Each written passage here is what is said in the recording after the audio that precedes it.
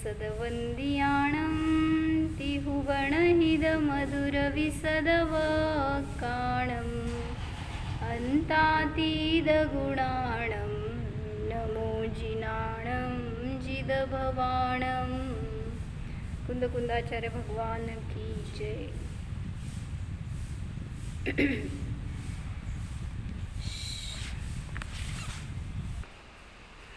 तर शुक्ल ध्यानाचं प्रकरण चालू आहे। शुक्ल ध्यानाचे स्वामी नेमाने, निर्ग्रंथ, भावलिंगी, श्रेणी आरूढ मुनिराजच असतात, अन्य कोणी पण शुक्ल ध्याना योग्य विशुद्धी कोणाला नसते। तर पहिलं शुक्ल ध्यान आहे ते सांगितलं होतं 8 ते 11 गुणस्थानांमध्ये आहे। त्या योग्य विशुद्धी 8 ते 11 गुणस्थानातली विशुद्धी आहे, त्याच्या निमित्तामध्ये पृथक्त्व, वितर्क, विचार नावाचं शुक्ल ध्यान असतं।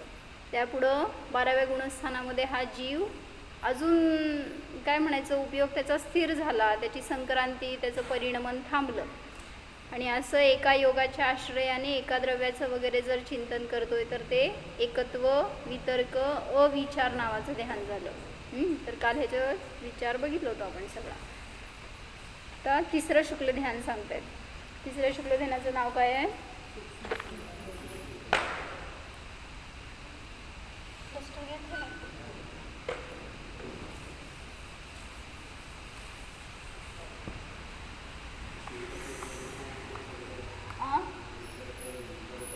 एकत्व म्हणजे जिथं पहिल्या शुक्ल ध्यानात बघितलं होतं ना आपण की पृथकपणा आहे, म्हणजे काय आहे? संक्रांती आहे, अर्थ संक्रांती, व्यंजन संक्रांती आणि योग संक्रांती।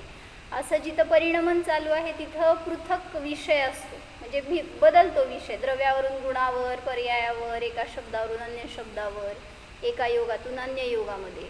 मग जिथं अशी परावर्तन चालू आहे त्याला म्हटलं संक्रांती आणि ते पृथक्त्व, वितर्क, विचार झालं।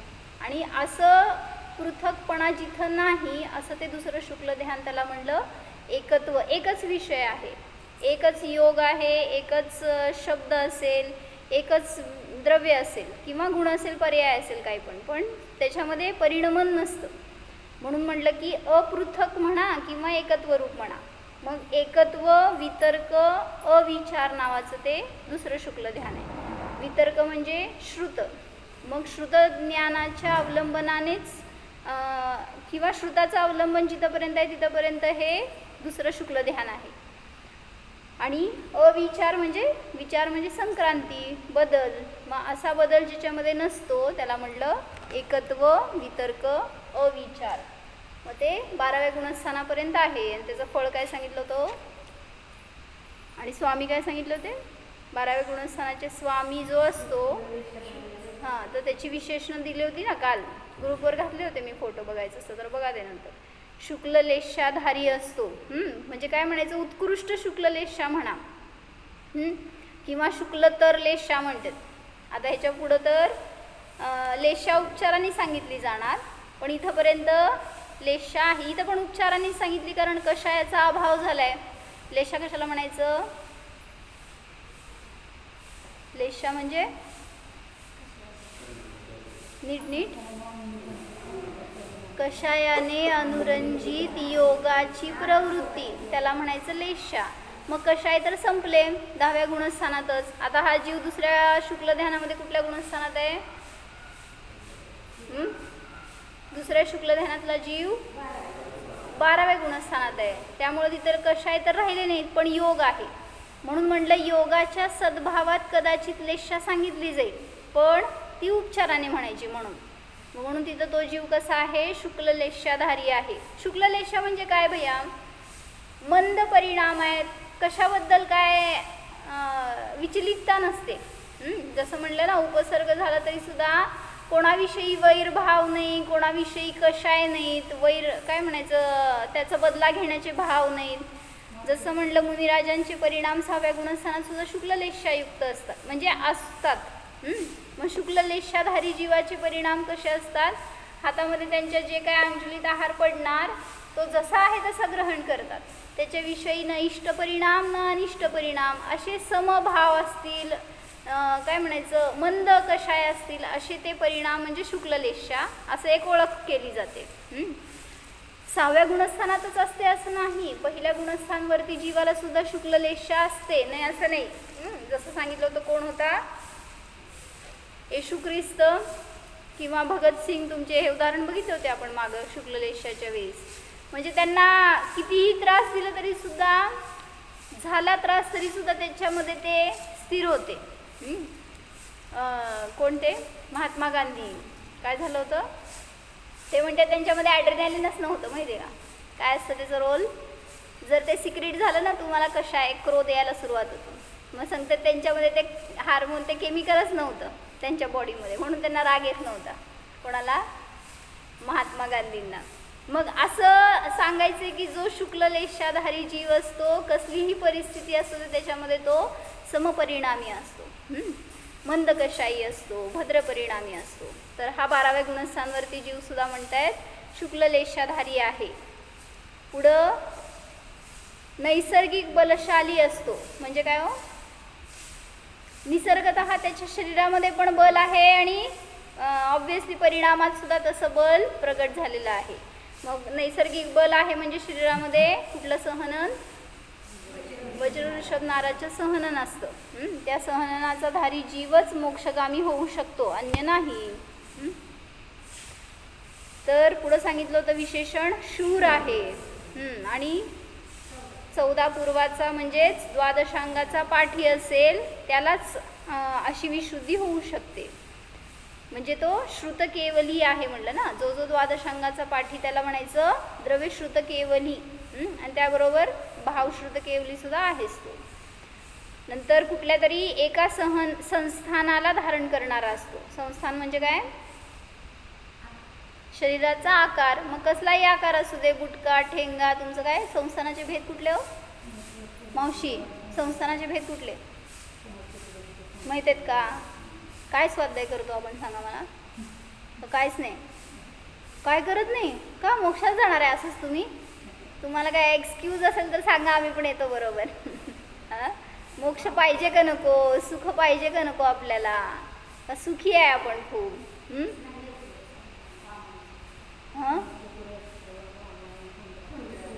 हां बरोबर. समचतुरस्त्र संस्थान, हुंडक संस्थान, वामन संस्थान, स्वाती संस्थान, असंप्राप्ता सुरपाटिका संस्थान, अजून 6 पाहिजेत.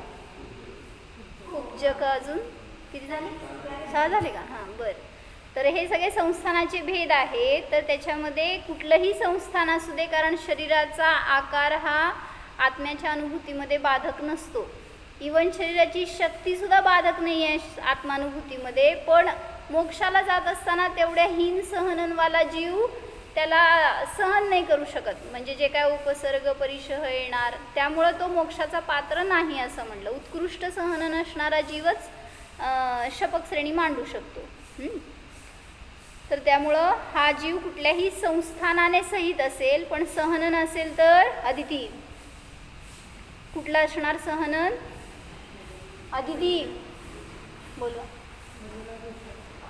सहनन असेल तर वज्रऋषभ नाराचंच असणार, पण संस्थान असेल तर कुठलंही एक असू शकतं.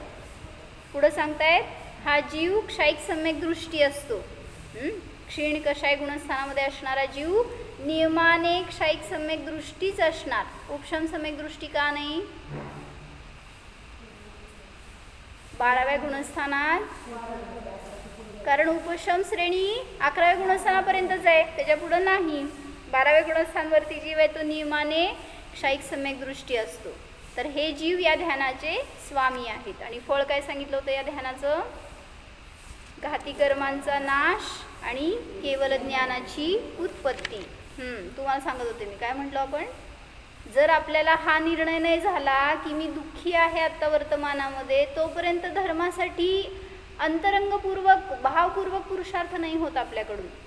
त्यामुळं बाहेरची अनुकूलता हे पूर्व केलेल्या साताचं फळ आहे, सामग्री प्राप्त होणार, पण त्यामध्ये सुख मानतो हे आपले परिणाम आहेत. तीच सामग्री उद्या तुम्हाला दुःखाला कारण ठरते. म्हणून याचा काय ऐकलं की पुण्याचं उदय म्हणता तुम्ही. पुण्याच्या उदयाचं कार्य काय हो? पुण्याच्या उद्यात तुम्ही म्हणता मी सुखी आहे, तर पुण्याचं फळ सुख नसतं. काय असतं? पुण्याचं फळ फक्त सामग्री देणार तुम्हाला, पण सुख हे आपले परिणाम आहेत. त्या कर्मावरून सुख किंवा दुःख नसतं. जसं म्हटलं ना, आता हे जिनवाणी ऐकायला आनंद वाटतो, हो म्हणा का नाही? वाटतं ना? तर हे पुण्याचे परिणाम, बरोबर आहे का भैया? आता हे जिनवाणी चालू आहे, ऐकतोय, इंटरेस्टफुली ऐकतोय, आपल्याला आनंद येतोय. पुण्याचं उदय तुमचं बरं का, दुसरं कोण करता नाही आहे. तुमच्या सुखामध्ये, तुमच्या त्या परिणामामध्ये तुम्हीच कारण आहे. तुमचं पुण्य कारण आहे, म्हणून तुम्हाला आत्ता त्याच्या निमित्तात सुख वाटतंय. पण असंच मी 2 तास घेतले तर काय होतंय? म्हणजे तिथं परिणाम बदलले ना. आता बास, किती वेळ तेच ऐकायचं, हो का नाही? पुण्याच्या उद्यात तुम्हाला हे बरं वाटतंय आत्ता, पण सांगितलं पुन्हा परिणाम बदलले की तिथं पापाचा हेच कारण आहे. ह्याच्यात सानिध्यात बसला होता आणि सुख वाटत होतं ना. मग ह्याच सानिध्यामध्ये परत दुःख का वाटू लागलं? त्याला म्हणायचं पापाचा उदय. त्यामुळं उदय कसलेही असू देत, मी माझे परिणाम सांभाळायला पाहिजे. तर सुखी आणि दुःखी मी माझ्या उपादानाने होणार आहे. बाहेर कोणी मला सुखी दुःखी करणारा नाही. उलट मग अनुकूल संयोग आहे, तर त्याचा वापर भरपूर धर्म साधनेमध्ये करायला पाहिजे. सोडून द्या म्हणत नाहीत संसार तुम्हाला, पण ते करत असताना याला किती इम्पॉर्टन्स आहे सांगा मला. काय सांगत नाही का संगीता काकी तुम्ही? तिथं एकटेच जाणार आहे मोक्षाला तुम्ही. कसं आपल्या इष्ट लोकांना तरी आपल्याबरोबर मार्गात जोडावं का? तुम्ही पण नाही आहे मार्गात, ते कळू दे मला, आहे ना? स्वाध्याय, ध्यान, किती वेळ जातो असा आपला. वर्णिजींनी सांगितलं 6 तासाचं डिवायडेशन करा. काय? धर्म, अर्थ, काम आणि मोक्ष 4 पुरुषार्थ आहेत ना. किती वेळ देतो आपण त्या प्रत्येक पुरुषार्थासाठी? 6 तास द्या म्हणजे 24 तास आहेत ना तुमच्या रुटीनमध्ये. जाऊ देत, रात्रीचे तुमचे 6 तास झोपायला म्हणल्यावर तो मोक्ष पुरुषार्थ कट, किंवा काय म्हणायचं, एक त्या बाकीच्या राहिलेल्या घंट्यांमध्ये डिवाईड करा. 6 तास झोप येत आहेत तर जाऊ दे, तिथं काय नाही करत तुम्ही. मग राहिले किती तास? 18 तासामध्ये किती तासाचा धर्म असतो, किती तासाचा अर्थ पुरुषार्थ, काम आणि मोक्ष पुरुषार्थ आपला करतोय का? किती करतो? 2 तास सुद्धा नसतो. किती करतो? मग म्हणून बघा ना, ह्याचं फळ आपल्याला किती उत्कृष्ट पाहिजे. मला कधी भविष्यामध्ये दुःख न हो, पुढच्या भवामध्ये मला दुर्गती न मिळो, सगळं पाहिजे तुम्हाला अपेक्षा. पण तसे परिणाम, तसा पुरुषार्थ किती करतोय, तशी सावधानता किती आहे परिणामामध्ये. मग हे मुनिराज आहेत ना, इतके सावध आणि इतके त्यामुळं जागरूक आहेत स्वभावामध्ये की बास, आता भरपूर फिरलोय, आता पुन्हा संसारामध्ये फिरायचं नाही. असं वाटतं का? यस और नो? काय भैया? बास आता करतोय संसार, ते म्हणले आत्ता मला, आता बास वाटायला लागलाय, नको. असे परिणाम व्हायला सुद्धा महाभाग्य लागतं बरं का. नाहीतर असं दरिद्री मनुष्य म्हणाल की रस्त्यावरचा, आता मला नको वाटतंय संसार करायला, बास. पण तो काय धर्मात लागेल आणि ज्ञानपूर्वक किती धर्म करेलो. मग जेव्हा अनुकूलता आहे तेव्हा चक्रवर्तींनी सोडलं ना, का त्याला दरिद्रता आलती म्हणून सोडलं, म्हणून मुनी दीक्षा घेतली. जे पण आजपर्यंत झालेले तीर्थंकर आहेत, केवली आहेत ना, सगळे उच्च कुलातून, उच्च घराण्यातून, सगळ्या अनुकूल सामग्रीतून बाहेर पडून झालेत, मोक्षाला गेले. त्यामुळं असं काही नाही की आपल्याजवळ आहे म्हणून आपण त्यातच रमायला पाहिजे, आणि नाही म्हणून त्याच्याशी शोक करून बाहेर पडायला पाहिजे. हे दोन्ही पण विचार चुकीचे आहेत. किती परिणाम करता काका, मला मोक्षाला जायचं आहे, मला आज पुरुषार्थ करायला पाहिजे, असं इतकं काय म्हणायचं, इतके तीव्र परिणाम होतात का आपल्याला? धर्मच मला सुख देणारा आहे माझ्या जीवनामध्ये, माझ्या दिवसभराच्या कार्यामध्ये, याला माझं जास्त महत्त्व द्यायला पाहिजे, असे इतके भाव झाले. तर मला वाचायचं होतं एक, खरं आज संध्याकाळी वाचेन मी बहुतेक. कार्तिकी अनुप्रेक्षामध्ये त्यांनी धर्माचं महात्म्य म्हणून एवढं छान दिलंय ना वर्णन, की धर्म तुम्हाला काय काय फळ देतो आणि धर्मरहित जीवाला काय काय फळ मिळतं. आज रात्री वाचते, आठवण, तुम्ही नसतात काका, आठवण करा मला संध्याकाळी, यावं काका असला तर. होय का? बरं. तर त्याच्यामध्ये त्यांनी धर्मरहित जीवाला काय काय फळ मिळतं हे सांगणार आहेत ते तुम्ही ऐका. आणि धर्मसहित काय फळ मिळतं ते मी ऐकते. म्हणजे आपण काय परिणाम करायला पाहिजेत हे त्याच्यावरून समजेल आपल्याला. चला तर तिसरं शुक्ल ध्यान काय सांगतायत? सूक्ष्म क्रिया अप्रतिपाती नाव असतं. मग ह्या क्रियामध्ये ज घातला तर सूक्ष्म क्रिया प्रतिपाती असं पण म्हणतात, पण ते मुद्दाम फोड करून सांगितलं कारण त्याचा अर्थ आहे. सूक्ष्म काय, क्रिया काय आणि अप्रतिपाती काय ह्या सगळ्यांचं फोड करून सांगणार आहेत. तर काय केलं? क्रिया का अर्थ योग. क्रिया म्हणजे काय तिथं घेतलंय? योग. वह जिसके पतनशील हो वह प्रतिपाती है. ज्याचं योगाची प्रवृत्ती चंचल असेल त्याला म्हणलं जातं प्रतिपाती योग. पण जिथं ती प्रवृत्ती आता कधीच पडणार नाही, बदलणार नाही, त्याला म्हणलं अप्रतिपाती. मग जी क्रिया प्रतिपातरहित म्हणजे पडणार नाही, बदलणार नाही, अशा परावर्तन होणार नाही अशा प्रकारची असते, जिसमें क्रिया अर्थात योग अप्रतिपाती है वह क्रिया अप्रतिपाती. आणि मग तो योग जिथं सूक्ष्म झालाय ती सूक्ष्म क्रिया आणि त्याबरोबर असणारं ते ध्यान म्हणजे सूक्ष्म क्रिया अप्रतिपाती. त्याच्याबद्दल विशेष वर्णन घेतलंय, बघू आपण. तर केवळ हे द्रव्यसंग्रहमध्ये काय सांगितलं? सूक्ष्म क्रिया प्रतिपाती ध्यानाचं स्वामी कोण आहे? कोण आहे हो? कोणाला होतं तिसरं शुक्ल ध्यान? तिसरं शुक्ल ध्यान आहे ना. तर 13व्या गुणस्थानवरती जीवाला पण सांगितलं ना, हा 12वा गुणस्थानचा अंत झाला आणि हे 13वं गुणस्थान सुरू झालं. आणि इथं जर 14वं गुणस्थान असेल, ह्याचा काळ समजा पूर्वकोटीचा वगैरे असेल, 13व्या गुणस्थानाचा काळ मॅक्झिमम असू शकतो. मागच्या गुणस्थानांचे काळ अंतर्मुहूर्त आहेत, 8 ते 12 गुणस्थानाचे. पण 13व्या गुणस्थानाचा काळ मॅक्झिमम एक पूर्वकोटीला 8 वर्ष आणि काही अंतर्मुहूर्त कमी एवढं असू शकतो एखाद्या जीवाला. आणि हे 14व्या गुणस्थानाचं काळ तर अंतर्मुहूर्त. मग 13व्या गुणस्थानात प्रवेश केलेला जीव केवळ ज्ञानाला प्राप्त झाला. दुसरं शुक्ल ध्यान इथं संपलं आणि त्याचं फळस्वरूप घाती कर्मांचा नाश झाला आणि केवळ ज्ञानाची प्राप्ती झाली. पण हे गुणस्थान पूर्ण आता इथं समजा त्याला केवळ समुद्घात झाला. केवली समुद्घात कधी होत असतो? जेव्हा आयुकर्माच्या बरोबर त्या इतर कर्मांची स्थिती नसेल, आयुकर्म कमी राहिलंय आणि कुठले कुठले कर्म आहेत त्यांच्याजवळ? आता केवलींजवळ कुठले कुठले कर्म आहेत? ज्ञानावरण, दर्शनावरण, अंतराय, मोहनीय. हे नाहीत. हो म्हणायला लागले तुम्ही. केवळ ज्ञानी झाले ते आता, त्यामुळे त्यांच्याजवळ हे घाती कर्म नाहीत. मग कुठले आहेत सांगा मावशी? थांबा हो जरा, थांबा, सांगतात मावशी. कुठले असतात अजून? थांबा, मी आहे ना इथं समोर. मी नेते त्यांना मोक्षाला. सांगा 8 कर्म कुठले सांगा? जाऊ दे. ज्ञानावरण, दर्शनावरण, मोहनीय, अंतराय, आयु. मग त्यातले आता राहिले कुठले? पहिले 4 कर्म नष्ट झाले, ते घाती कर्म आहेत. आणि मोहनीय, वेदनीय. वेदनीय आहे की? वेदनीय असतात हे अघाती कर्म आहे ते. काय सांगितलं?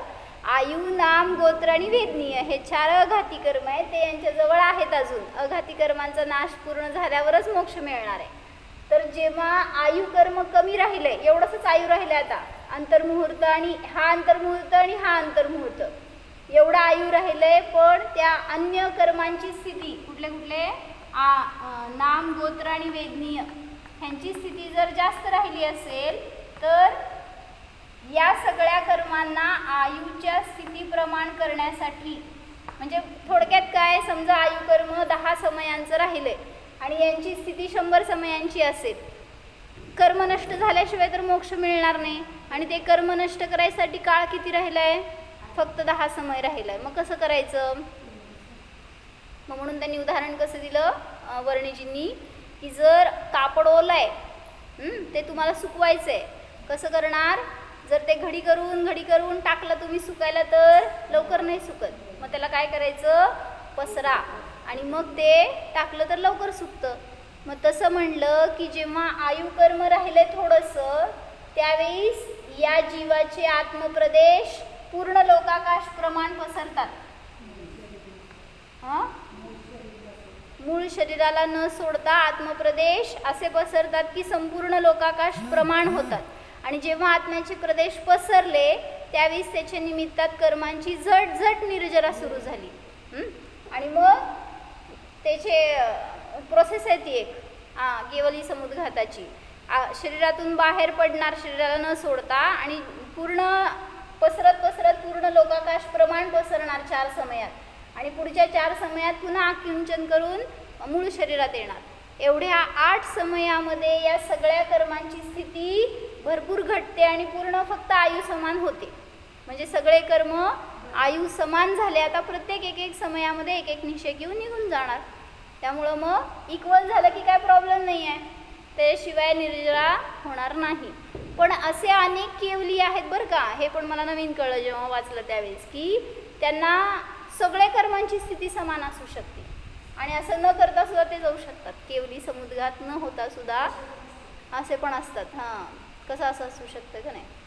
म्हणजे जेवढं आयुकर्म आहे तेवढ्याच या कर्मांची सुद्धा स्थिती असेल आणि ते प्रत्येक समयाला त्याची निर्जरा करत वर चढत जातील.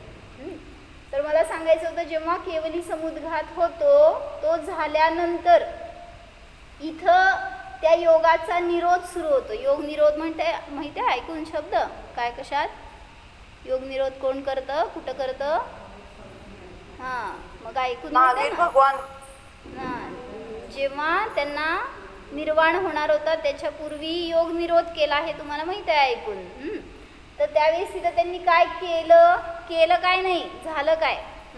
तर तिथं सांगितलं की ती क्रिया सूक्ष्म होत जाते. मग त्याच्यासाठी त्यांनी घेतलं चांगलं वर्णन. उद्या वाचू आपण ते जरा असं डिटेल. हे सामान्य आज जरा असं समजून घ्या की फक्त म्हणायचं आहे इथं एवढ्याच ठिकाणी हे ध्यान आहे. 13वं गुणस्थान संपायच्या वेळी जो अंतर्मुहूर्त काळ राहिला त्या अंतर्मुहूर्त काळामध्ये सूक्ष्म क्रिया अप्रतिपाती हे ध्यान असतं.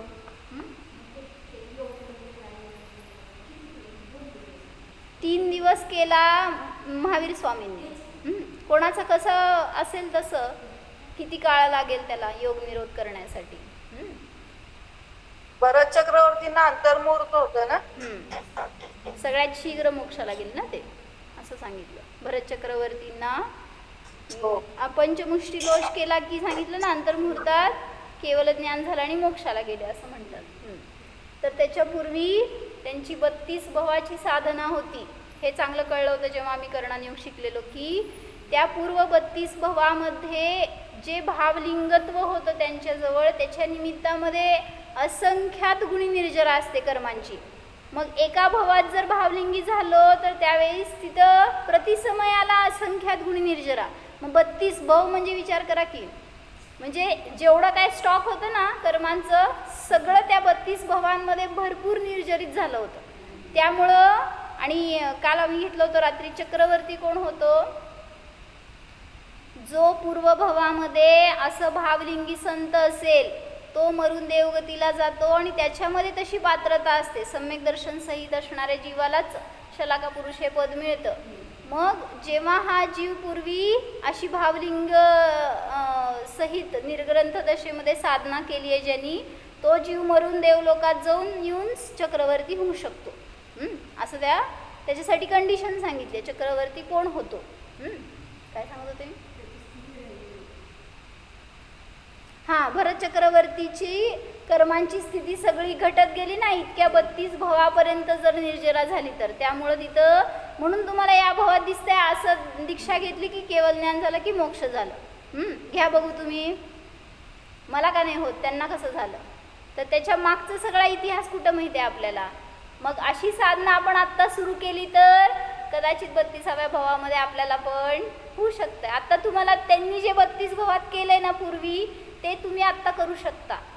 भलेही त्यांना आत्ताच्या भवामध्ये मोक्ष झालं ती तुम्हाला पर्याय नाही मिळणार पण त्यांची जी साधना होती पूर्व ती आत्ता करायला काय बाधा हो? आम्ही स्त्री आहे, आम्हाला कुठं चालतंय असं लगेच म्हणून आपण आपलं मोकळं. पण तशी साधना, तसे परिणाम, तशी विशुद्धी, मी मुनी होणार हे भाव नाही का करू शकत आपण? आणि त्यापूर्वक वैराग्य दीक्षा पण घेऊ शकता, नाही असं नाही. सांगितलं आरिकांना सुद्धा 5वं गुणस्थान आहे, शुल्लिकांना, आरिकांना. आणि 4थ्या गुणस्थानापासून भावलिंगत्व सुरू झालं, नाही असं नाही. त्यामुळं पहिल्यांदा सम्यक दर्शनाची प्राप्ती करा आणि त्यापूर्वक जी साधना करणार त्याचा उद्देश एवढाच असावा की मी मुनी दीक्षा घेणार, मोक्षाला जाणार, आत्मसाधनाच करणार. तर इथं काय सांगत होते मी की हा जो 13वा गुणस्थानाचा काळ आहे हा पूर्ण काळ किती सांगितलं मी, किती काळ असू शकतो हा? 1 पूर्व कोटी. त्याला 8 वर्ष कमी वगैरे समजून घ्या. मग 1 पूर्व कोटी एवढा काळ इथं हा जीव ध्यानरहित अवस्था म्हणली जाते ती. किंवा त्या ठिकाणी हे ध्यान नाही आहे, हे ध्यान पण नाही आहे.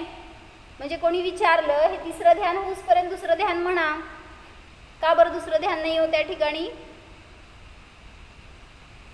3रं ध्यान कुठं आहे? जिथं योग निरोध सुरू झाला ना तिथं आहे. जेव्हा केवली समुद्घात होऊन तो जीव पुन्हा शरीरामध्ये वापस आला तेव्हा तिथं 3रं शुक्ल ध्यान आहे.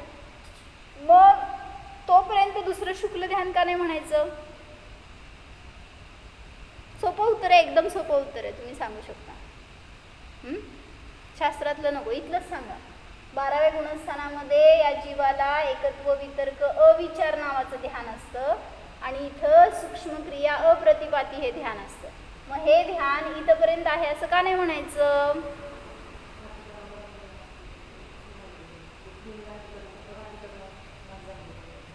मग काय सुरू झाले नाही, नाही. एकच इतकं सोपं तुम्ही सांगू शकणार? मी सांगते काय कारण. कोणता पण उपयोग तर मुहूर्त थांबतो नाही. काय कारण, काय मूळ कारण? आणि एकदा प्रश्न. 12वं शुक्ल ध्यान या गुणस्थानात आहे. दुसरं शुक्ल ध्यान 12व्या गुणस्थानात आहे आणि 3रं शुक्ल ध्यान 13व्या गुणस्थानाच्या अंतिम अंतर्मुहूर्तामध्ये आहे. तर मला म्हणायचंय 13व्या गुणस्थानाचा जेवढा काळ आहे एवढ्या काळामध्ये हे ध्यान मानायला काय हरकत आहे? दुसरं शुक्ल ध्यान असू दे की हे पण एकाच विषयावर असेल. मूळ कारण सांगा, मूळ. भारती काकी,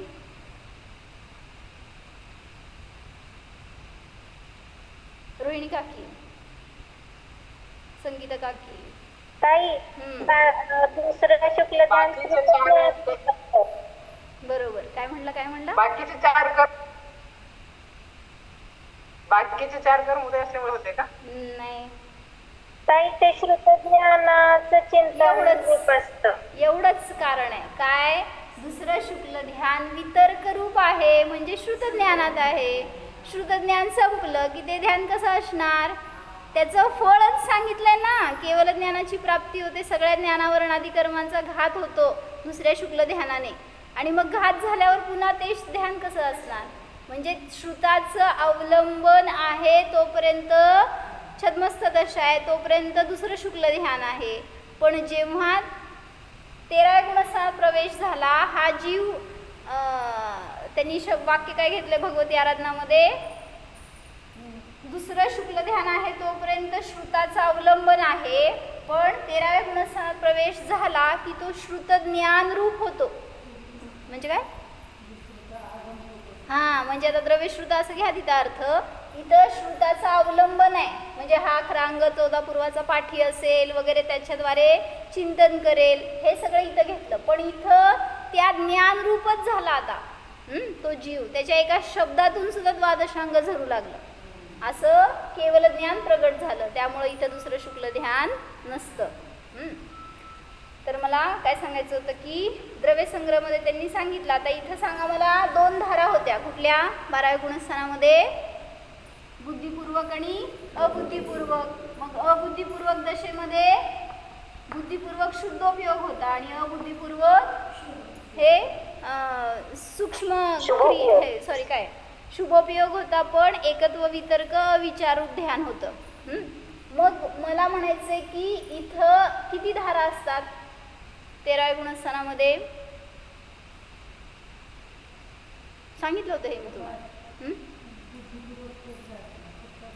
आता असा भेदच राहिला नाही तिथं, बुद्धिपूर्वक आणि अबुद्धिपूर्वक असं सगळं ज्ञानरूप परिणमन सुरू झालंय आता. त्यामुळे तिथं अबुद्धिपूर्वक असं काय प्रकार नसतो. नाहीतर असं म्हणाल कोण, देव बघत बसले तुमच्याकडे आणि मागं काहीतरी विचार करायला लागले, असं असतं का? अरिहंत एका वेळेस एकच विचार म्हणजे एकच उपयोग आहे तो स्वभावामध्येच लावलेला आहे. असं नाही की आपल्यासारखं मला कळतं इथं तुम्ही सगळे इथं बसलाय, पण सांगा खरं खरं मागं विचार काय चाललंय डोक्यात मावशी? कधी सुटते? आता 11-10 झाले अजून सोडणार, कधी जायचं इथून? काय विचार हो म्हणजे शका की म्हणजे जे काय हे अबुद्धिपूर्वक नाही बरं का, हे पण बुद्धिपूर्वकच असणार जर आपण असे विचार करायला. भैया काय जाऊन कामं एवढी पडले तरी अडकवून ठेवलेत म्हणजे असे विचार करायला लागलो तर हे सगळे बुद्धिपूर्वक झाले. अबुद्धिपूर्वक तर अजून वर्स्ट विचार असतात काय काय, जे की आपल्याला समजणार पण नाहीत. पण अशी काही धारा इथं 13व्या गुणस्थानामध्ये नसते. तर सांगतात तिथं की शुक्ल ज्ञानाचा अभाव केवळ ज्ञान प्रगट झालं का? शुक्ल ध्यानाचा नाही, श्रुत ज्ञानाचा अभाव झाला. त्या दुसऱ्या शुक्ल ध्यानाच्या द्वारे श्रुत ज्ञानाचा, इथं श्रुत ज्ञान होतं, त्या श्रुत ज्ञानाचा अभाव झाला आणि इथं केवळ ज्ञानाची प्राप्ती झाली 13व्या गुणस्थानामध्ये. मग या दुसऱ्या शुक्ल ध्यानाचं कार्य आहे काय? चारही घाती कर्मांचा अभाव आणि म्हणजे ज्ञानावरणाचा अभाव झाला आणि त्याच्या निमित्तामध्ये मग ते ध्यान सुटलं आणि केवळ ज्ञानाची प्राप्ती झाली. ज्ञानावरणाचा अभाव झाल्यामुळं तिथं निमित्त बरं का, जीवाचा पुरुषार्थ तिथं खरं कारण आहे. समजलंय काय अडचण आहे? तर द्रव्य संग्रहमध्ये काय सांगायला लागले? केवळ ज्ञानाच्या द्वारे एका ज्ञानाने दुसऱ्या ज्ञानाचा अभाव होतो का नाही होत? श्रुत ज्ञानाने मतिज्ञानाचा अभाव झाला, केवळ ज्ञानाने श्रुत ज्ञानाचा अभाव झाला. असं नाही आहे, ती पर्याय आहे ती एक. ज्ञान गुण स्वतंत्र आहे, त्याची जी काय पर्याय असेल ती प्रतिसमयाला बदलती आहे. फक्त तिथं कारण बहिरंगामध्ये सांगणार की ज्ञानावरण कर्माचा अभावाचं निमित्त असताना जीवाला केवळ ज्ञानाची प्राप्ती झाली. पण असं म्हणलं जाणार की केवळ ज्ञान जेव्हा प्रगट झालं त्यावेळी श्रुत ज्ञानाचा अभाव झाला. म्हणून हे ध्यान कसं असतं? अवितर्क रूप असतं. पूर्वीचं ध्यान कसं होतं? वितर्क रूप होतं ना. दुसरं शुक्ल ध्यानपर्यंत हा जीव काय होतं? पृथक्त्व वितर्क, एकत्व वितर्क.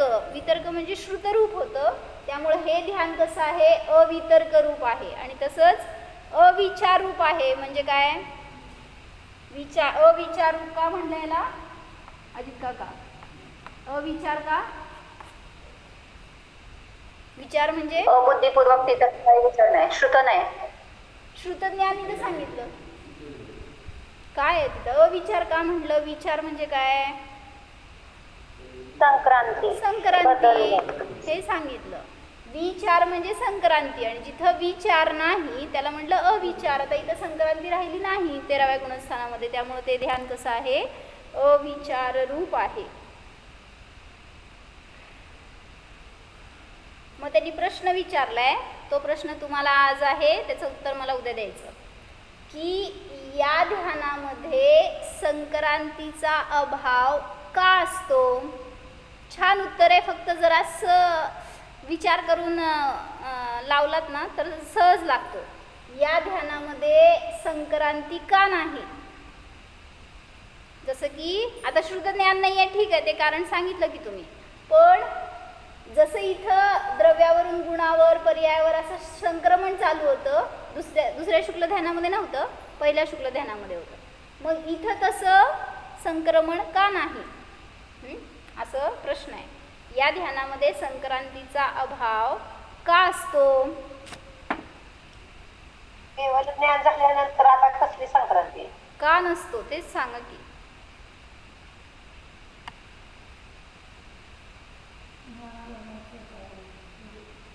बुद्धिपूर्वक काय सहजता आहे तिथं. अजून बुद्धिपूर्वक मला निज ध्रुव विषय करायचंय असं काही विकल्प नाही, सुद्धा नाही. बुद्धिपूर्वक इथं पण नव्हतं. संक्रांती इथं पण नव्हती बुद्धिपूर्वक, सगळं बुद्धिपूर्वकच होतं. पण या ध्यानामध्ये, या ज्ञानामध्ये संक्रांती का नाही? बरं, विचार करून सांगा, चालतंय. आणि ध्यान इथं आहे बरं का, हे तिसरं शुक्ल ध्यान इथं आहे, जिथं की 13व्या गुणस्थानामध्ये हा जीव शेवटच्या अंतर्मुहूर्तामध्ये पोचतो तिथं. केवलींचे केवळ ज्ञान झाल्यानंतर कृतज्ञान नाही म्हटल्यावर सगळं संक्रांत थांबली. कृतज्ञानामध्ये विकल्प आहे. इथं केवळ शुद्ध ज्ञानच होतं की. दुसरं शुक्ल ध्यान जे होतं ना, तिथं पण शुद्ध ज्ञानच होतं, पण संक्रांती नव्हती तिथं पण. म्हणजे शुद्ध ज्ञान आहे तर संक्रांती असायलाच पाहिजे असं नियम नाही आहे. 12व्या गुणस्थानामध्ये श्रुत ज्ञान आहे पण संक्रांती नाही. 13व्या गुणस्थानामध्ये श्रुत ज्ञान पण नाही आणि संक्रांती पण नाही. असं का? सोपं उत्तर, एकदम सोपं विचारणार, लय अवघड नाही विचारत तुम्हाला. थोडस विचार, साधा विचार करा, लय अवघड नको. काय काय परत सांग. केवळ ज्ञान असहाय म्हणजे एक्सप्लेन इट. असं त्याला कशाचीच गरज नाही. कशाची? काय? मला योग नाहीये त्यांना. नाही म्हणजे कशावर अवलंबून नाहीये. पर पदार्थ ज्ञेय असं आहे थोडस त्यांच्या ज्ञानाचं नियम आता तेच आहे. अजून थोडस विचार. संकटित कुठली नाही का? काय काय?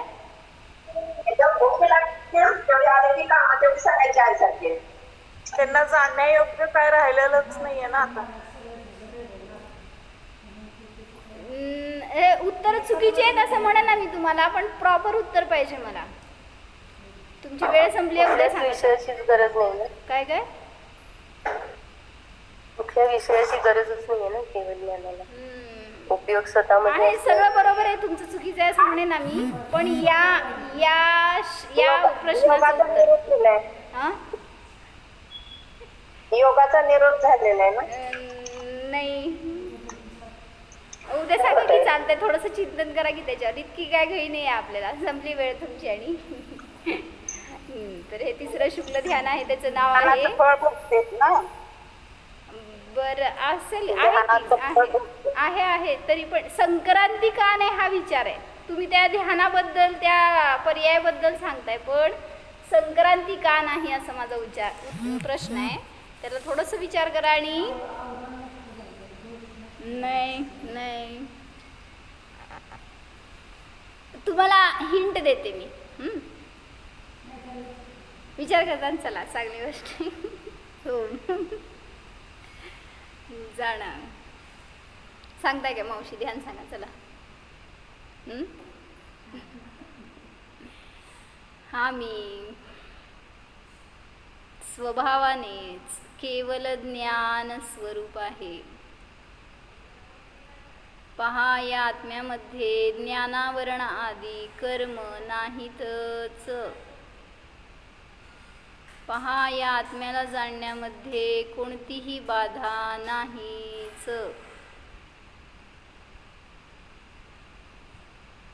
निराबाध जाणीव करा. जाननहार स्वरूपोऽहम्.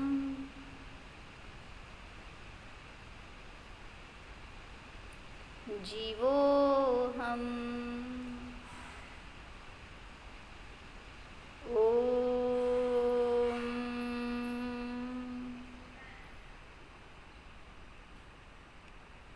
विसर्जन.